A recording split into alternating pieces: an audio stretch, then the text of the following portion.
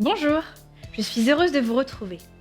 Dans le précédent enregistrement, nous avons pu voir comment l'apôtre Pierre a évangélisé ses contemporains. Aujourd'hui, Franck Alexandre nous parle plus particulièrement de Paul. On l'écoute.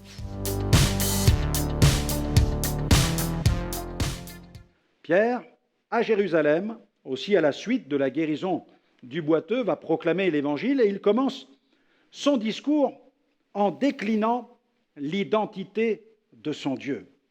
L'identité de son Dieu. Dans Acte 3, verset 13, il dit « Le Dieu d'Abraham, d'Isaac et de Jacob, le Dieu de nos pères, a glorifié son serviteur Jésus. » En une phrase, Pierre réaffirme ses racines juives, mais aussi sa foi dans le vrai Dieu et le Messie. Il prêche la loi, accusant une nouvelle fois ses auditeurs, les jugeant responsables de la mort de Jésus. Acte 3, versets 13 à 14, le Dieu d'Abraham, d'Isaac et de Jacob, le Dieu de nos pères, a glorifié son serviteur Jésus. Notez bien, il dit que vous avez livré et renié devant Pilate, qui était d'avis qu'on le relâche. Vous avez renié le saint et le juste et vous avez demandé qu'on vous accorde la grâce d'un meurtrier. Et ils ont mis le comble à leur péché, non seulement en transgressant le 6e commandement, mais en faisant mourir le juste, le Messie qu'Israël attendait. Et puis, il va proclamer la résurrection de Jésus et sa puissance. Dans Acte 3, versets 15 à 16, « Vous avez fait mourir le prince de la vie, que Dieu a ressuscité des morts, nous en sommes témoins. C'est par la foi en son nom que son nom a raffermi celui que vous voyez et connaissez. C'est la foi en lui qui a donné à cet homme cette entière guérison en présence de vous tous. » Il proclame aussi, donc dans sa prédication, il y a aussi la proclamation du dessein de Dieu annoncé par les prophètes. Dans Acte 3, versets 17 à 18, « Et maintenant, frères, je sais que vous avez agi par ignorance ainsi que vos chefs, mais Dieu a accompli de la sorte ce qu'il avait annoncé d'avance par la bouche de tous ses prophètes que son Christ devait souffrir. » Et il proclame encore la repentance et la conversion à Dieu. Dans Acte 3, verset 19, il dit « Repentez-vous donc et convertissez-vous pour que vos péchés soient effacés afin que les temps de rafraîchissement viennent de la part du Seigneur. » Immédiatement après avoir placé ses auditeurs face à la loi, Pierre leur commande de se repentir, de se convertir, condition sine qua non à un réveil, au temps de rafraîchissement annoncé par les prophètes. Et il annonce le retour de Jésus. Dans sa prédication, il y a la mention du retour de Jésus et même du jugement à venir. Dans Acte 3, versets 20 à 23, « Et qu'il envoie celui qui vous a été destiné, Jésus-Christ, que le ciel doit recevoir jusqu'au temps du rétablissement de toutes choses, dont Dieu a parlé anciennement par la bouche de ses saints prophètes. Moïse a dit, « Le Seigneur votre Dieu vous suscitera d'entre vos frères un prophète comme moi, vous l'écouterez dans tout ce qu'il vous dira. Quiconque n'écoutera pas ce prophète sera exterminé du milieu du peuple. » Dans Acte 3, 24 à 26, il déclare encore « Tous les prophètes qui ont successivement parlé depuis Samuel ont aussi annoncé ces jours-là. Vous êtes les fils des prophètes de l'alliance que Dieu a traitée avec nos pères en disant à Abraham, « Toutes les familles de la terre seront bénies en ta postérité. » C'est à vous, premièrement, que Dieu, ayant suscité son serviteur, l'a envoyé pour vous bénir en détournant chacun de vous, de ses iniquités. Voyons, continuons à explorer le contenu de la prédication, du message que Pierre proclame quand il est chez Corneille. Pierre, cette fois-ci, chez Corneille. Cependant, quand Pierre rend visite au centurion romain nommé Corneille, il va procéder différemment dans son exposé. Il va tout d'abord parler de Dieu. Dans Acte 10, verset 28, « Vous savez, leur dit-il, qu'il est défendu à un juif de lier avec un étranger ou d'entrer chez lui, mais Dieu m'a appris à ne regarder aucun homme comme souillé et impur. » Dans Acte 10, versets 34 à 35, Pierre, ouvrant la bouche, dit en vérité, « Je reconnais que Dieu ne fait point exception de personne, mais qu'en toute nation, celui qui le craint et qui pratique la justice lui est agréable. » Et au verset 36, il a envoyé, donc il va évoquer la venue de Jésus, l'incarnation du Verbe. Au verset 36, dans la prédication de Pierre, on trouve ceci. Il a envoyé la parole aux fils d'Israël en leur annonçant la paix par Jésus-Christ, qui est le Seigneur de tous. Et dans sa prédication, il parle aussi de la nature de son ministère en Israël, au verset 37 à 38. Vous savez ce qui est arrivé dans toute la Judée, après avoir commencé en Galilée à la suite du baptême que Jean a prêché. Vous savez comment Dieu a oint du Saint-Esprit et de force Jésus de Nazareth, qui allait de lieu en lieu, faisant du bien et guérissant tous ceux qui étaient sous l'empire du diable, car Dieu était avec lui. Et dans sa prédication, il ne manque pas de parler de sa mort sur la croix. Au verset 39 à 41, nous sommes témoins de tout ce qu'il a fait dans le pays des Juifs à Jérusalem. Ils l'ont tué en le pendant au bois. Dieu l'a ressuscité le 3e jour, et il a permis qu'il apparût non à tout le peuple, mais aux témoins, choisis d'avance par Dieu, à nous qui avons mangé et bu avec lui, après qu'il fut ressuscité des morts. Donc il parle de la croix, il parle de la résurrection, il parle de ses apparitions. Il met en garde contre le jugement à venir. Verset 42. Et Jésus nous a ordonné de prêcher au peuple et d'attester que c'est lui qui a été établi par Dieu, juge des vivants et des morts. Il annonce le pardon des péchés en Jésus. Verset 43. Tous les prophètes rendent de lui le témoignage que quiconque croit en lui reçoit par son nom le pardon des péchés.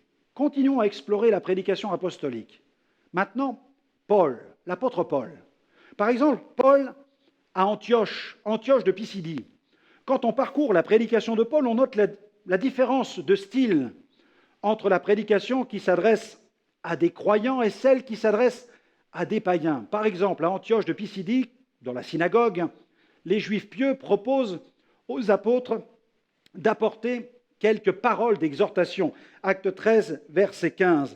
Après la lecture de la loi et des prophètes, les chefs de la synagogue leur envoyèrent dire « Hommes, frères, si vous avez quelque exhortation à adresser au peuple, parlez. » Au verset 26, Paul dit « Hommes, frères, fils de la race d'Abraham, et vous qui craignez Dieu, c'est à vous que cette parole de salut a été envoyée, car les habitants de Jérusalem et leurs chefs ont méconnu Jésus, et en le condamnant, ils ont accompli les paroles des prophètes qui se lisent chaque sabbat. » Paul a conscience qu'il s'adresse à des gens qui croient déjà en Dieu, qui connaissent déjà les commandements et qui craignent Dieu. Il ne leur prêche donc pas la loi, car ils la connaissent déjà, mais il axe son message sur l'accomplissement prophétique. Paul prêche la bonne nouvelle en insistant sur la crucifixion, la résurrection, et il clôt son message en abordant le thème de la justification, en affirmant que, au versets 38 et 39, « Sachez donc, hommes frères, que c'est par lui, c'est-à-dire Jésus, que le pardon des péchés vous est annoncé et que quiconque croit est justifié par lui de toutes les choses dont vous ne pouviez être justifiés par la loi de Moïse. » Continuons. Paul, cette fois-ci, quand il est à Lystre. À Lystre, par contre, Paul se trouve chez les païens. Son discours tourne davantage autour de la vanité des idoles et de la réalité du Dieu vivant et vrai. Les païens ont besoin de découvrir l'existence du vrai Dieu. D'une manière implicite, Paul met les païens face à la transgression du premier et du deuxième commandement. Il les met ainsi face à la loi. Ailleurs, Paul, par exemple, dans la prison de Philippe. En prison à Philippe, les apôtres, Paul et Silas, ne sont pas gagnés par le désespoir. Au contraire, ils chantent les louanges de Dieu, suscitant la plus grande curiosité chez les prisonniers. J'imagine qu'ils devaient chanter des psaumes. Dans Acte 16, verset 25, vers le milieu de la nuit, Paul et Silas priaient et chantaient les louanges de Dieu et les prisonniers les écoutaient. Et alors qu'ils célèbrent Dieu, soudainement, un séisme ébranle la prison sur ses fondements. Et visiblement choqué et conscient que ce tremblement de terre n'était pas d'origine naturelle, mais surnaturelle, le geôlier se rend immédiatement auprès des apôtres. Dans Acte 16, versets 29 à 32, « Alors, le geôlier demanda de la lumière, entra précipitamment et tomba tout tremblant devant Paul et Silas. Il les mena dehors et dit, « Seigneur, c'est une formule de politesse, messieurs, que faut-il que je fasse pour être sauvé? Ils répondirent, crois au Seigneur Jésus et tu seras sauvé, toi et ta famille. Et ils lui annoncèrent la parole du Seigneur ainsi qu'à tous ceux qui étaient dans sa maison. Alors, dans le cas présent, les apôtres se trouvent face à un homme remué, ébranlé, convaincu de péché, conscient de son besoin d'être sauvé. Ils ne lui parlent pas de la loi pour chercher à le convaincre de péché, car ils sont conscients que le travail de Dieu est déjà très profond dans sa vie. Ils lui annoncent immédiatement le salut en Jésus. Ailleurs, par exemple, Paul, quand il est à Athènes, Paul s'adapte une fois encore à son auditoire. Il présente tout d'abord le vrai Dieu. Il dénonce la superstition, l'ignorance, l'idolâtrie, en élevant la personne du Dieu créateur. Dans Actes 17, versets 24 à 26, voilà ce qu'il dit. Le Dieu qui a fait le monde et tout ce qui s'y trouve, lui qui est Seigneur du ciel et de la terre, n'habite pas dans les temples faits par la main des hommes. Il n'est pas servi par des mains humaines, comme s'il avait besoin de quoi que ce soit. Lui qui donne à tous la vie, le souffle et toutes choses. Il a fait que toutes les nations humaines, issues d'un seul homme, habitent sur toute la face de la terre. Il a déterminé les temps fixés pour eux et les bornes de leur demeure. Ensuite, il présente l'homme, créature de Dieu, mais aussi l'homme pécheur. Il évoque le péché en parlant de l'aveuglement de l'homme. Dans Acte 17, versets 26 à 28. Acte 17, versets 26 à 28. Il a fait que toutes les nations humaines issues d'un seul homme habitant sur toute la face de la terre, il a déterminé les temps fixés pour eux, les bornes de leur demeure, afin qu'ils cherchent Dieu pour le trouver si possible, en tâtonnant. Or, il n'est pas loin de chacun de nous, car en lui nous avons la vie, le mouvement et l'être. C'est ce qu'ont dit aussi quelques-uns de vos poètes. Nous sommes aussi de sa race. Et puis, implicitement, il dénonce la transgression du premier et du deuxième commandement de la loi, dans Acte 17, verset 29.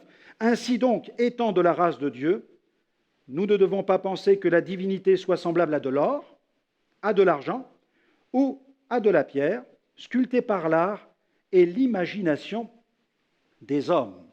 Et pour clore, il prêche la repentance, le jugement et la résurrection. Dans Acte 17, versets 30 à 31, il dit « Dieu, sans tenir compte des temps d'ignorance, annonce maintenant à tous les hommes, en tout lieu, qu'ils aient à se repentir, parce qu'il a fixé un jour où il va juger le monde selon la justice, par un homme qu'il a désigné, et il en a donné à tous une preuve digne de foi en le ressuscitant d'entre les morts. » Après avoir commencé son message en élevant Dieu, il termine en élevant Jésus, le juge des vivants et des morts. Poursuivons avec Paul. Par exemple, Paul, quand il se trouve face au gouverneur Félix, dans Acte 24, verset 25, la Bible nous rappelle ceci. Quelques jours après, Félix vint avec sa femme Drusille, qui était juif, et il envoya chercher Paul. Il l'écouta au sujet de la foi en Christ Jésus. Mais comme Paul discourait sur la justice, la maîtrise de soi et le jugement à venir, Félix, saisi de crainte, lui dit « Pour le moment, tu peux t'en aller. Quand j'en trouverai le temps, je te rappellerai. » Avec le gouverneur Félix, l'apôtre raisonne à propos de la nature et des obligations de la justice, mais aussi de la tempérance et du jugement à venir. Paul rencontre Félix et sa femme sur le terrain de leur propre péché. D'ailleurs, Paul a compris que Félix est intéressé par son argent, car il le fait venir souvent pour parler avec lui. À cette époque, les lois contre la corruption étaient rarement respectées par les administrateurs des provinces romaines. Dans Acte 24, verset 26, il espérait, le texte nous rappelle, il espérait en même temps que Paul lui donnerait de l'argent. Aussi l'envoyait-il chercher assez fréquemment pour s'entretenir avec lui. La brève analyse de ces quelques sermons extraits des Saintes Écritures, des Actes des Apôtres, de ces quelques sermons apostoliques nous montre que les apôtres veillèrent toujours à faire connaître à leurs auditoires non seulement le vrai Dieu, mais aussi le chemin qui mène à lui. Comme Paul, adaptons-nous à notre entourage. Parlons de l'accomplissement des prophéties à ceux qui ont déjà une perception de Dieu. Pour ceux qui n'ont aucune connaissance de la parole, abordons le besoin de découvrir l'existence du vrai Dieu. N'hésitons pas à dénoncer le péché et à proclamer la grâce et le salut en Jésus-Christ. Soyons de véritables témoins. Dieu vous bénisse.